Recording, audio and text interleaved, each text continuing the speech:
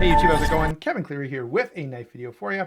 Today we're taking a look at this knife. This is the Manly Peak. I'll show you the name right there on the on the lock bar. That's really cool. This knife was sent to me for review from Manly Knives Canada, and I've got to say a huge thank you to them for two reasons. Number one, I had some viewers asking about this knife, so the viewers are going to love getting to see this and check it out. And number two, I have really enjoyed this knife. This is going to be a very positive review, so thank you from me personally, because this is a great knife and I've absolutely enjoyed having it. With all that said, look in the description box below for the link to Manly Knives Canada, and that's where you can go and buy one of these. Now, I need to say one other shout out before we get into the video, and that is to knifenews.com. Knife News are the ones who initially brought the story about the Manly Peak and about its, what would you say, the fact that Manly was going to try to have a bigger presence in the North American market. And so that's what kind of got me interested and got me looking around, and ultimately led me to reaching out to Manly and then Manly Canada. So thanks to Knife News for doing that. Let's go ahead now and get to the size and weight on this. And I guess we'll talk about how easily it carries as well, since that kind of ties in. So this is 8 5/8 inches overall. So this is a pretty big knife, guys. 3 3/4 inches on the blade. Okay. When you close the knife down, you've got 4 7/8 overall on the handle. So just under 5 inches there, and only 7/16 wide, which is really nice. This is a nice slim knife. Finally, on the weight here, 3.9 ounces. So in terms of size, weight, and carry, this is a great knife. It carries really easily. It's very slim. It's almost unnoticeable in your pocket. And yet when you do need a knife, you've got a lot of cutting edge. You've got a lot of handle real estate. Even for large hands, you'd have no problem with this. And, you know, I guess my hands are actually large hands, but let's say you had extra large hands, you'd still have no problem with this. It's just a really great knife in terms of the utility it offers for the fairly slim and lightweight package. Okay, let's talk about the blade. The blade here on this one is a clip point with a stonewash finish, full flat ground, and it is in D2 steel. Now I want to stop there for 1 second and point out that this also comes in CPM 154 and S90V. And I'm going to give you Canadian prices here. I'll let you guys do the exchange. But in Canadian dollars, the D2 version sells for $69. The CPM 154 version sells for $99, and the S90V for $119. Those are really good prices, especially for what you're getting, you know, for the steel there. And if you translate that into American dollars, you know, you're going to be about 20% less on all of those numbers. So that's pretty darn good. And, you know, to get an S90V knife for $119 is really awesome.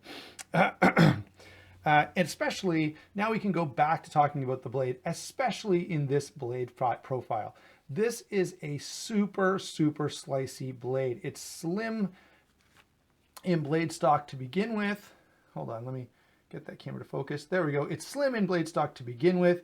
It's thin behind the edge. This thing slices like crazy. It is an absolute joy to cut with this knife. It just goes through like a laser beam any kind of material you could think to have to deal with. So huge fan of the performance on this knife. And I will say this, that the D2, the heat treatment that Manly's done on this D2 is excellent. This is great edge retention.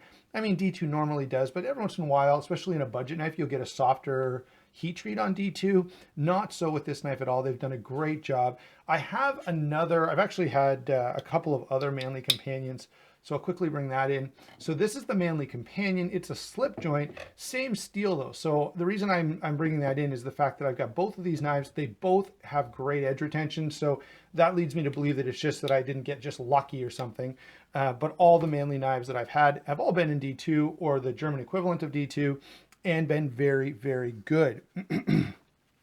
So yeah, am I a fan of this blade? Absolutely. It's extremely utilitarian. Now, the only drawback is going to be that it's not really strong. You are not going to want to put any kind of side-to-side prying type of force on this blade. You will break it. So just be warned, that's not what this knife is designed for. It's designed to cut stuff, and that it does exceptionally well, which to me is a pretty huge win. Let's go ahead and talk about lockup and deployment next. This is an area where, I'm not totally in love with this knife. I've got a couple of other lockbacks here I'll show you in comparison to give you an idea, but this particular lockback is very, very stiff, okay? Now look, I have to say this. I know I'm talking about the Manly Peak and I'm talking about a stiff lock bar. All I can say is this: keep the comments in the comment section, PG, because, we don't want any demonetization to happen, and because I just don't like that kind of, discussion going on. So anyway, have a laugh if you will, but keep it PG. Okay, moving on. The lock bar is very accessible. The jimping works really well. The spider hole, I know it's not a spider hole, but it's sort of this oblong spider hole, is very functional as well. It's not too sharp. You do get good control with it, but the lock is definitely really stiff. So as you're deploying this knife, you're putting a fair amount of pressure to get that to open. All right. Now, there is one benefit of that, and that is this. Right now in Canada, this knife would absolutely soar through customs, even though there's no reason to get it through from a US supplier because Manly Canada has them. This knife does have that benefit for sure. No one is flicking this knife open, no matter who they are or how they try and do it. You can't even spider drop this knife. It's just the tension on the lock bar is too strong. I guess I can kind of spider drop it there if I do it really hard, but even that doesn't work well. Okay, so it is a very stiff, tight action, and that's just fine. In terms of a functional knife, you want something that you can open and cut with and then close after. And guess what? That works fine for this. You're not going to be, sitting on the couch flicking this knife open and closed very easily. It's just not well suited to that. Okay, so I did want to get that out of the way. Otherwise though, everything is comfortable. Everything works as it should. And the lockup is very, very solid. No side to side play, no up and down play. It is really, really good in that sort of aspect of the deployment. It's very, very solid lockup. And let me say this, I know we're not quite to the construction yet, but we're kind of leaning that way anyway. The overall build of this is extremely confidence inspiring. It just feels heavily built, well built, like the tolerances are very tight. And that's something I really, really enjoy.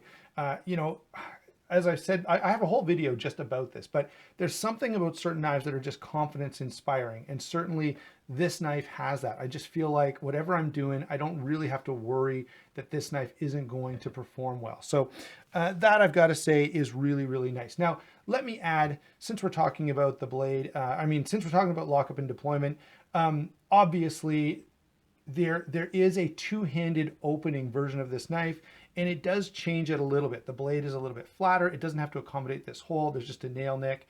All right. And so in that version, obviously you're not going to be doing anything but this type of stuff. All right. And maybe you live in a country where that's the only thing that you can have, which makes that a great option. Or maybe you just prefer that, maybe you're into old timey knives type of stuff. And so, if you want this knife to open more like this one, where you're going to have to use two hands, you have that available. Again, in the same three steels that we mentioned earlier, the D2, the CPM 154, and the S90V. All right, so that's lockup and deployment. As I say, it's stiff. It's not super enjoyable to play with. It's not a knife you're going to fiddle with for prolonged periods of time, but it definitely does its job. Okay, so that's what we'll say about that. Now, moving on to the handle.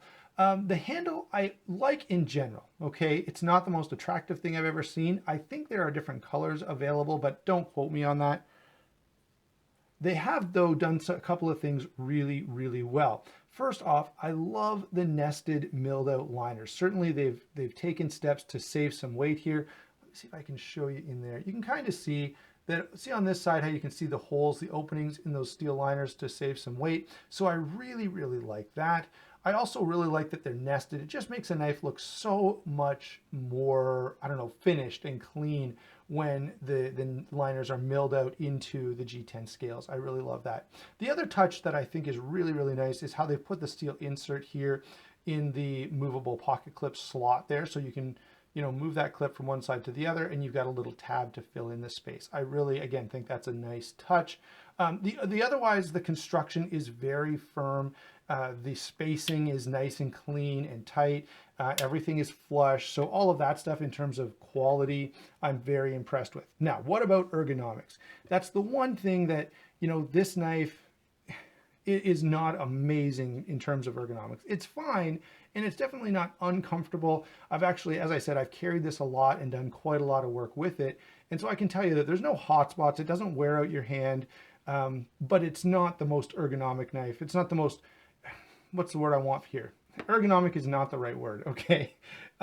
Okay, let me just show you by example. So on this Manix 2 lockback, when you get this in hand, it like molds into your hand. It just feels like it was meant to be a part of your hand. And you don't quite get that with the Manly knife here, okay? That's certainly something that is going to make a difference. The other problem I have with ergonomics is you've got this really nice, really sharp jimping on the bottom that really grabs that front finger and locks it in. I wish they put the same jimping on the thumb ramp here. That would really make a difference in terms of just how comfortable this knife would be overall. So those are really the only two detractions, or the 2 points that I would take away in terms of the handle construction and the ergonomics. I wish there was jimping on the back spine, and it's just a little squared off and makes it not feel amazingly comfortable in hand. It's not uncomfortable, but it's not great. Let's go ahead and get to some comparisons now that we've got all of those details out of the way. First off, a couple of lockback knives. So Manix 2 lockback. One of the things you'll notice is the Manix 2 is really, really comfortable, really, really easy to manipulate that lock. Not so on the Manly. I would compare the Manly more to something from Cold Steel, where that back lock is pretty stiff and is going to take a fair amount of force to actuate it. Okay, so you are going to be pushing on that fairly hard. Now let me say, I want to get these 2 knives back in here for a second, because the 2 main knives that sort of remind me of this on the knife market right now would be the Cold Steel Broken Skull and the Spyderco Endura. Okay, those are going to be very, very similar. They're both very slim. They're both very long and lean. They're both slim in this dimension, okay? And even in price point, they're fairly similar. This definitely can hang with those 2 knives. To me, it's more confidence inspiring than the Endura. I like the ergonomics better than the Endura. And then on the other side of that, I like this blade a little better than the Broken Skull. So, all 3 of them are pretty equal, but I do like a couple of things better on the Manly than either one of those other 2. In terms of all 3, I don't know, maybe I'd have to get them all and do a comparison at some point. Maybe I'll try to do that.